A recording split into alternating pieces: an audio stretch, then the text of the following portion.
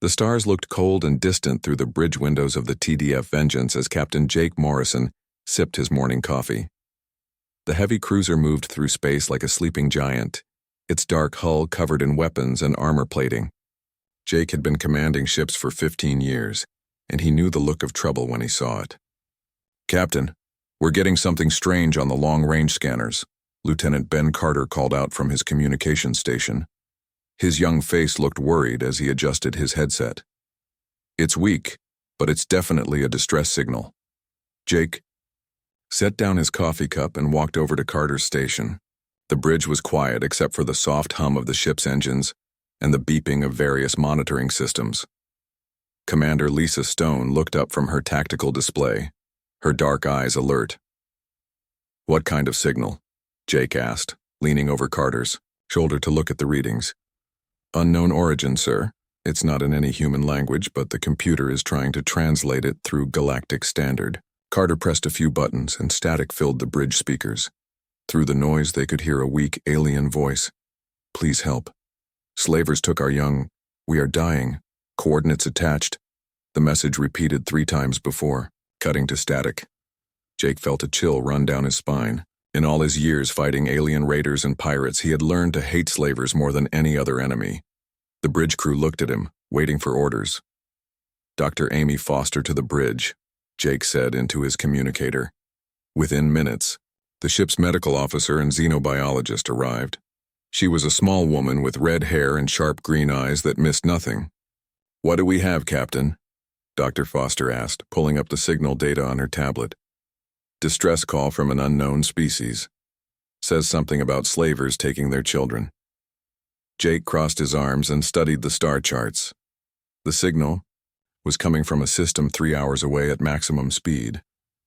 Dr. Foster worked quickly, running the alien voice through various analysis programs. Her tablet beeped softly as results appeared on the screen. "I think I know who this is," she said, looking up with excitement. The language patterns match the Cathara species. They're peaceful plant eaters who live in the outer rim systems. They're known for their advanced farming technology. "Are they hostile?" Commander Stone asked, her hand instinctively moving toward her weapon. "Not at all," Dr. Foster replied. "Every report says they avoid conflict completely. They trade vegetables and grains with anyone who will deal fairly with them. If they're calling for help, something terrible must have happened." Jake stared at the coordinates on the main display. The location was in empty space, far from any planet or space station. That was bad. Ships only ended up drifting in empty space when something went very wrong. "Sir, what are your orders?" Stone asked. She had served with Jake for 5 years and knew he was thinking hard about something. Jake was quiet for a long moment. Humanity had fought bitter wars with several alien species over the past decades. Many of his crew had lost friends and family to alien raiders. Trust did not come easily anymore. But the voice in that distress call sounded desperate and afraid. "Red alert," Jake announced. "All hands to battle stations. We're going to investigate, but we go in ready for trouble." Alarm klaxons echoed through the ship as the crew ran to their positions.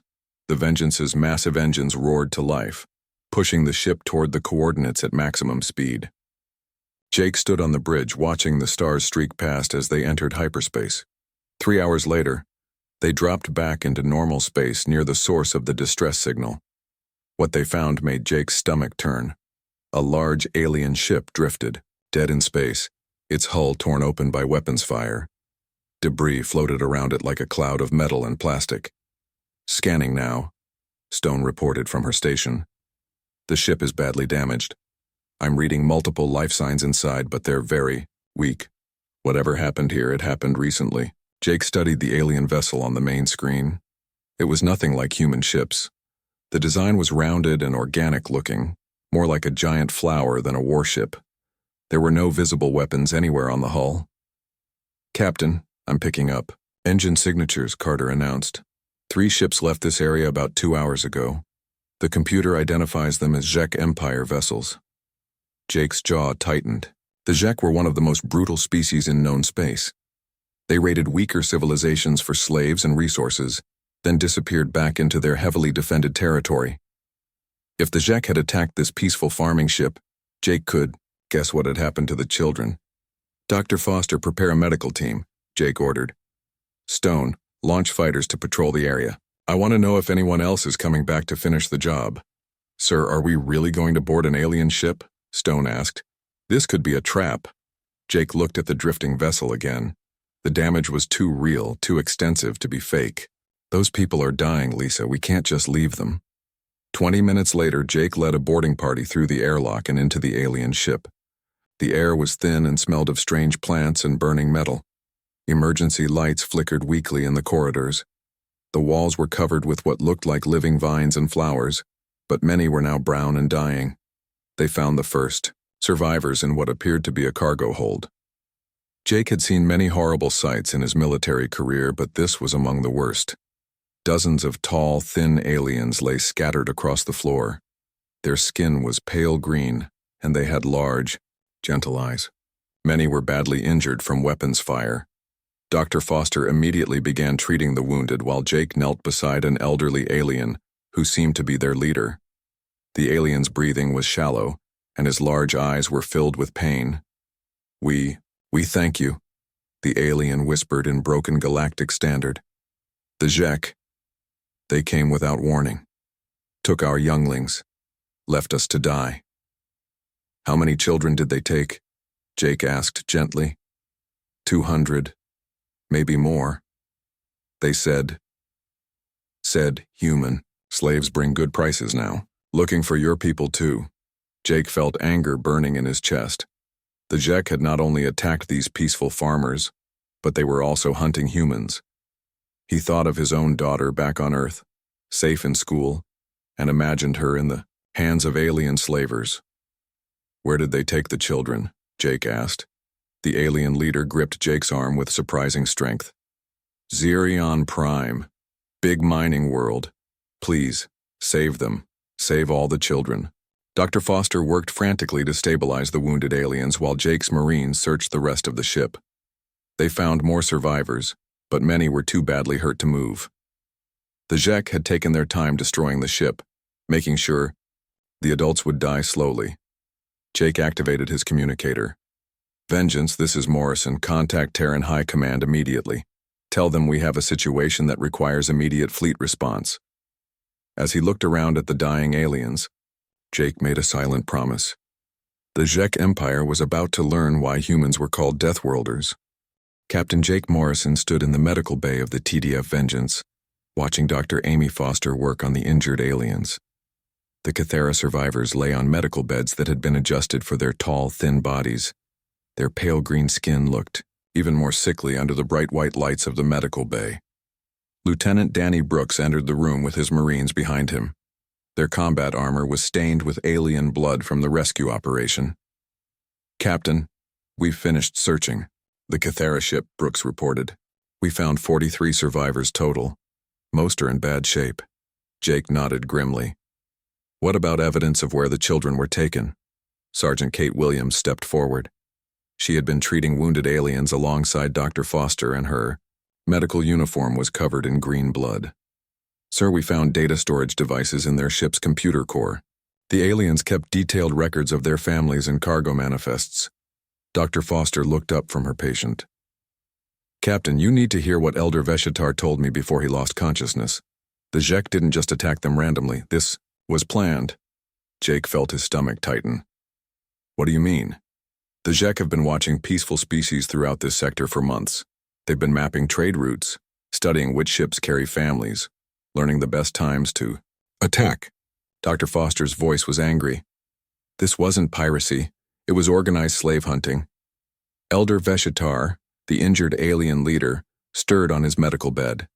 His large eyes opened slowly and he tried to speak. Dr. Foster quickly moved to his side with a translator device. Human, Captain, Veshitar whispered. Must tell you. Truth about Zhek Empire. Jake pulled up a chair beside the alien's bed. I'm listening. They have slave world, Zerion Prime. Millions of beings from many species work in mines. Children, easier to train. Zhek breed them like animals. The alien's voice grew weaker with each word. Your people. Humans. Zhek. Call you prime stock. Strong bodies, smart minds, they hunt your ships now. Dr. Foster checked her readings and looked worried. His vital signs are dropping fast, we're losing him. How long has this been happening? Jake asked urgently. 20 years. Maybe more. Whole civilizations disappeared. Zhek take everything. Kill adults who fight, enslave the rest. Veshitar's breathing became labored. My grandchildren, only 6 and 8 years old. Please, save them. Jake felt rage building in his chest like a fire. He had seen war and death, but the idea of children being stolen and enslaved made him sick. We'll get them back, I promise. Commander, Lisa Stone's voice came over the intercom. Captain Morrison to the bridge. Priority message from Terran High Command. Jake squeezed the dying alien's hand gently. Rest now. We'll take care of your people. On the bridge, Admiral Roy Jackson's face filled the main screen. The old soldier looked grim and tired. Jake, we've been getting reports from all over human space. 6 colonies have been hit by Zhek raiders in the past month. They took over 3,000 people. 3,000. Jake couldn't hide his shock. Why haven't we heard about this? Because we've been trying to handle it quietly. We didn't want to start a panic. Admiral Jackson rubbed his forehead. But after your report, we realize this is bigger than we thought. The Zhek Empire has declared war on everyone who can't fight back. Lieutenant Ben Carter looked up from his station. Sir, I'm intercepting Zhek military communications. They're talking about something called Operation Prime Harvest. Put it on speakers, Jake ordered. Alien voices filled the bridge, speaking in harsh, clicking sounds. The computer translated their words into Galactic Standard. Sector 7, cleared successfully. Human breeding stock secured.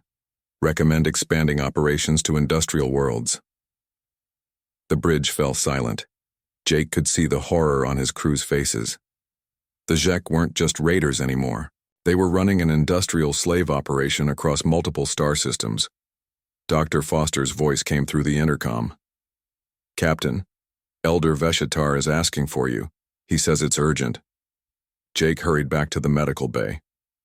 The alien leader was barely conscious, but his eyes were focused and determined.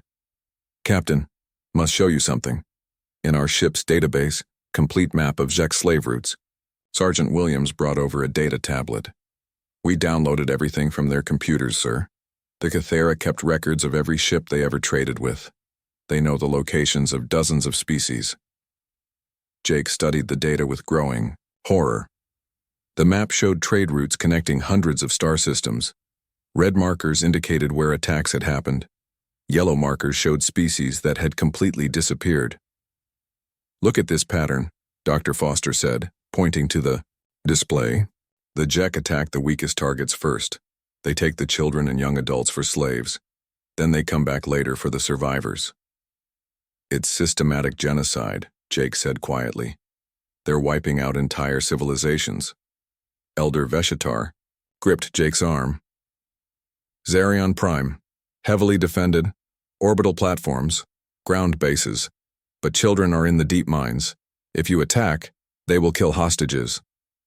How many species are imprisoned there? Jake asked. 40, maybe 50 different worlds, millions of beings. The alien's voice was fading. Zhek Empire grows stronger every year. Soon they will attack your Earth. Admiral Jackson's face appeared on a wall monitor. Jake, I've been listening to your conversation. We're sending the entire Third Fleet to your location. Admiral Claire Hayes is taking command of a new task force. You're going to get your chance to hit back. Dr. Foster checked her medical scanners and shook her head sadly. Captain, his body is shutting down. The injuries were too severe. Elder Veshitar looked directly at Jake with his large, dying eyes. Promise me, save the children. All the children, not just ours. All species deserve freedom. I promise, Jake said firmly. The Zhek Empire is going to learn what happens when they mess with defenseless people. The alien leader smiled weakly. Good. Your people. different from others. You fight for those who cannot fight. This is why we called for help. We knew humans would come. Elder Veshtar closed his eyes and died peacefully. Dr. Foster gently covered his body with a sheet while Jake stood in silence. Around the medical bay, other Cathera survivors watched their leader's death with quiet dignity. Lieutenant Carter's voice came over the intercom. Captain, long-range sensors are picking up a massive fleet approaching our position. It's Admiral Hayes with 47 ships. Jake looked at the covered body of Elder Veshitar, then at the surviving aliens who had lost everything to Zhek cruelty. The time for mercy was over. The Zhek Empire wanted to see what Deathworlders could do when they were truly angry. They were about to find out. All hands, prepare for fleet operations, Jake announced. We're going to war. The space around the TDF Vengeance filled with warships as Admiral Claire Hayes' task force arrived. Captain Jake Morrison watched from his bridge as 47 human vessels took formation around his cruiser. Heavy battleships, fast destroyers, carrier ships full of fighters and specialized assault vessels spread out in perfect military order. Impressive sight, Commander Lisa Stone said, standing beside Jake as they watched the fleet organize itself. I've never seen this many ships working together. Jake nodded. The Third Fleet was the largest military force humanity had ever assembled. Each ship carried the best weapons and technology Earth could produce. More importantly, each crew was filled with soldiers who had heard about the Zhek slave empire and wanted to do something about it. Captain Morrison, report to the flagship immediately, came a message from Admiral Hayes' command ship, the TDF Thunder. Jake took a shuttle across the short distance between vessels and soon found himself in the Admiral's war room. Admiral Hayes was a tall woman with gray hair and cold blue eyes. She had fought in every major conflict for the past 20 years. Maps and battle plans covered the walls around her command table. Captain, your discovery has changed everything. Show me what you found. Jake activated the holographic display and showed the Admiral the data from the Kythera ship. The star map revealed the full scope of the Zhek slave network. Red dots marked attacked systems while yellow dots showed species that had completely disappeared. 47 different civilizations, Admiral Hayes said quietly. Some of them we've never even heard of before. Colonel Sam Rodriguez, the Marine, commander, studied the tactical information. Xerion Prime is their main base. It's heavily defended with orbital weapons platforms and ground installations. But according to this data, that's where they're keeping most of the slaves. Captain Alex Turner from the stealth frigate TDF Shadow Strike pointed to the display. My ship can slip past their outer defenses and gather intelligence. We need to know exactly what we're facing before we attack. Admiral Hayes nodded. Do it.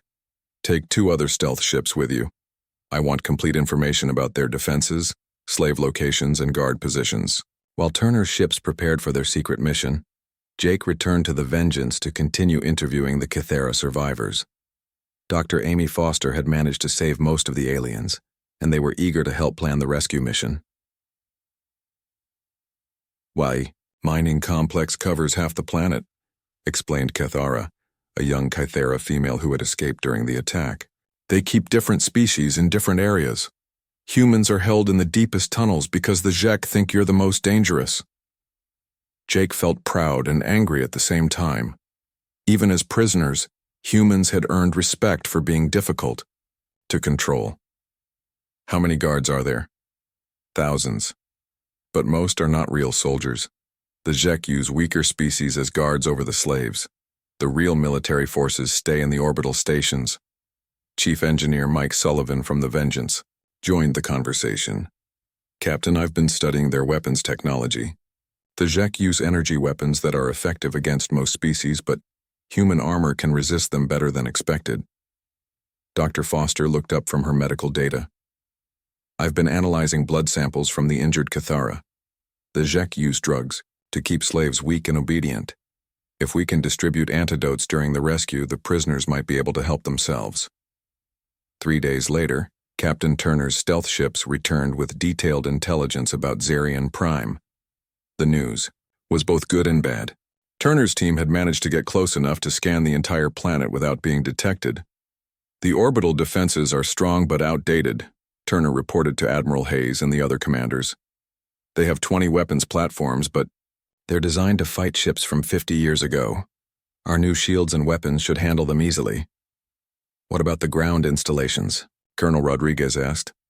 That's where it gets complicated. The planet has 3 main slave complexes, each holding different types of prisoners. The deepest complex is where they keep humans and other dangerous species. It's built into an old mine that goes down almost 2 miles underground. Jake studied the detailed scans of the mining complex. How many people are we talking about? Turner's expression grew dark. Based on our scans and the data from the Kythera ship, we estimate over 2 million enslaved beings from 47 different species. At least 50,000 are humans, including many children. The war room fell silent. Even Admiral Hayes, who had seen many battles, looked shocked by the numbers. 2 million people, she said quietly. We're not just planning a rescue mission anymore. We're planning the largest liberation in galactic history. Over the next week, the human fleet prepared for the assault. More ships arrived from Earth and the outer colonies until Admiral Hayes commanded over 70 vessels. Marine assault teams practiced boarding operations while fighter pilots prepared for space combat. Jake spent his time working with the alien survivors to plan the ground rescue. Each species had different needs and abilities. The Kythera were tall and strong but peaceful. Other rescued aliens included small, quick beings called Talari, who could fit through narrow spaces, and tough, rock-like creatures called Novan, who could survive in harsh environments. We want to help, Kythera told Jake. Many of us know the layout of the slave complexes. We can guide your soldiers to the right places. Dr. Foster had been working with all the different species to understand their medical needs. Captain, when we free these people, many will be sick and injured. We're going to need massive medical support. Admiral Hayes solved that problem by bringing in hospital ships from across human space. Soon the fleet included not just warships but medical vessels, transport ships, and supply craft. It was becoming the largest humanitarian operation in human history. The final piece of intelligence came from an unexpected source. The Zhek themselves began broadcasting messages about their slave operations, bragging about their success to other alien civilizations. Lieutenant Ben Carter translated the intercepted messages. They're calling it the Great Harvest. They claim to have broken the spirit of dozens of species and turned them into perfect workers. They're especially proud of capturing humans. Jake felt his anger growing cold and focused. The Zhek weren't just criminals anymore. They were monsters who took pride in destroying other civilizations. They deserved no mercy.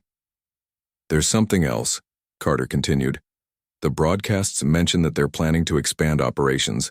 They want to attack Earth directly within the next 6 months. Admiral Hayes called a final meeting of all ship commanders. The war room was packed with captains, colonels, and specialists from across the fleet. Ladies and gentlemen, we are about to begin the largest military operation in human history. Our mission is simple: destroy the Zhek slave empire and free every prisoner on Zarian Prime. She looked around the room at the determined faces of her officers. The Zhek think they understand humans. They think we're just another species they can capture and control. They're about to learn why we're called Deathworlders. Jake stood up with the other commanders as Admiral Hayes gave her final orders. Operation Liberation begins in 12 hours. All ships prepare for hyperspace jump to Zarian Prime. Show them what happens when they mess with Earth's children. The human fleet dropped out of hyperspace around Zarian Prime like a storm of metal and fire. Admiral Claire Hayes watched from her command ship as 72 warships took perfect formation around the slave world. The planet looked brown and ugly from space, covered with mining scars and industrial complexes. All ships, this is Admiral Hayes, she broadcast to the entire fleet. Remember, our mission is to save lives. Hit the military targets hard, but protect the slaves at all costs. Captain. Jake Morrison stood on the bridge of the TDF Vengeance watching the tactical display. 20 Zhek orbital defense platforms hung in space around the planet like deadly flowers. Each platform bristled with weapons designed to destroy attacking ships. Incoming transmission from the planet, Lieutenant Ben Carter announced. The Jek want to talk? A reptilian face appeared on the main screen.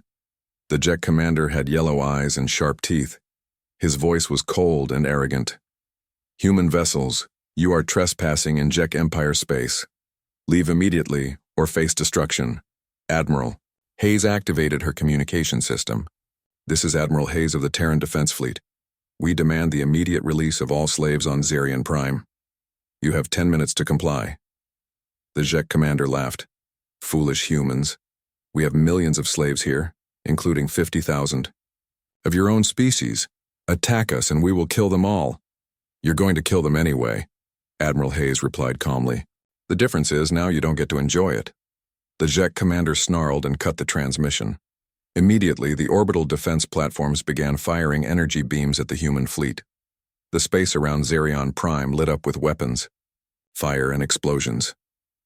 Jake watched in amazement as the human ships moved through the Jek defenses like they were toys. The alien weapons bounced harmlessly off the advanced human shields, while return fire from the fleet destroyed platform after platform. Their technology is 50 years behind ours, Commander Lisa Stone reported. This isn't even a fair fight. Within 30 minutes, all 20 orbital platforms were destroyed. The human fleet moved closer to the planet, ready to begin the ground assault. But first they had to deal with the Jek space fleet. 40 Jek warships rose from the planet's surface to challenge the humans. They were larger than human vessels but built for intimidation rather than real combat. The Jek had spent decades fighting defenseless civilians and had forgotten how to face real soldiers. Commander Steve Walsh led his fighter squadrons into battle against the Jek ships. The human fighters moved like deadly insects, too small and fast for the alien weapons to hit effectively. Within an hour, the entire Jek fleet was destroyed or fleeing into deep space. Orbital space secured, Admiral Hayes announced. Begin ground operations. General Patricia Blake took command of the Liberation mission. Her assault ships landed at dozens of points across the planet's surface, while Marine teams began the dangerous work of freeing the slaves. Captain Nick Palmer led the first team into the deepest mining complex, where the human prisoners were held. The tunnels were dark and filled with the sounds of machinery and suffering. Armed Jek guards tried to resist, but they had never faced opponents like human Marines. These weapons are a joke, Sergeant Kate Williams said, as she easily destroyed a Jek guard post. They're designed to intimidate slaves, not fight real soldiers. The Marines moved quickly through the mining tunnels, following maps provided by the alien survivors. They found the first group of human prisoners in a large chamber 2 miles underground. The sight made even the hardened soldiers stop and stare. Hundreds of humans were chained to mining equipment, their bodies thin and scarred from years of forced labor. Many were children who had been captured during raids on human colonies. When they saw the Marines, some began to cry with relief. "We're here to get you out," Captain Palmer announced. "United States Marines, you're safe now." Lieutenant Maria Santos used her explosives to break the chains while Dr. Amy Foster and her medical teams treated the injured. The freed prisoners were weak, but their eyes showed the fierce spirit that had kept them alive. "How many more are there?" Palmer asked one of the rescued humans, a woman named Carol Brooks who had been captured 3 years earlier. "Thousands, in this complex alone," Carol replied. "But Captain, there are other species too. The Jek have been doing this for decades. Don't just save us, save everyone." Palmer nodded. "That's exactly what we plan to do." The liberation operation continued for 3 days. Human Marines fought their way through every slave complex on the planet while the fleet provided fire support from orbit. The Jek guards fought desperately, but they were no match for soldiers from a death world. Jake Morrison personally led the rescue of the Cathera children, the youngsters whose parents had died calling for help. He found them in a special facility, where the Jek had been training them to be house servants. The children were scared but unharmed. "Your parents were very brave," Jake told them through a translator. "They made sure we would find you." As the rescue operation continued, word spread throughout the galaxy. Other alien species began sending ships to help with the liberation. The Talari brought fast medical ships. The Novan provided heavy transport vessels. Even species that had never met humans before came to assist. The final battle came when the Marines reached the deepest part of the main complex. There they found the Jek Overseer, the alien responsible for the entire slave operation. He was surrounded by his personal guards in a chamber filled with control systems for the mining operation. "You cannot stop the Empire," the overseer snarled at Jake. "We have slave worlds throughout the galaxy. Kill me and 10 more will take my place." "Maybe," Jake replied, raising his weapon. "But they'll know what happened here. They'll know that humans don't forget, and we don't forgive." The overseer tried to activate a device that would collapse the tunnels and kill all the prisoners. Jake shot him before he could complete the action. 3 weeks later, the liberation of Zerion Prime was complete. Over 2 million beings from 47 different species had been freed and were receiving medical care aboard the human hospital ships. The planet's mining operations had been shut down, and the Zek military presence was completely destroyed. Jake stood in the observation deck of the Vengeance, watching as transport ships carried the freed slaves back to their home worlds. Many species had been reunited with families they thought were lost forever. Dr. Foster joined him at the window. "The galactic news networks are calling this the greatest rescue in history. Some are saying it marks the beginning of a new age where slavery will no longer be tolerated." "Good," Jake said simply. "Every species deserves to be free." Admiral Hayes appeared on the communication screen. "All ships, prepare for departure. We have reports of Zek slave operations in 12 other systems. Our work is just beginning." Jake smiled as the human fleet prepared to leave Zerion Prime. The rescued aliens would return home with stories of the Deathworlders who came when no one else would help. The Zek Empire would learn that humans were not just another species to be conquered. They were the galaxy's protectors, and they were just getting started.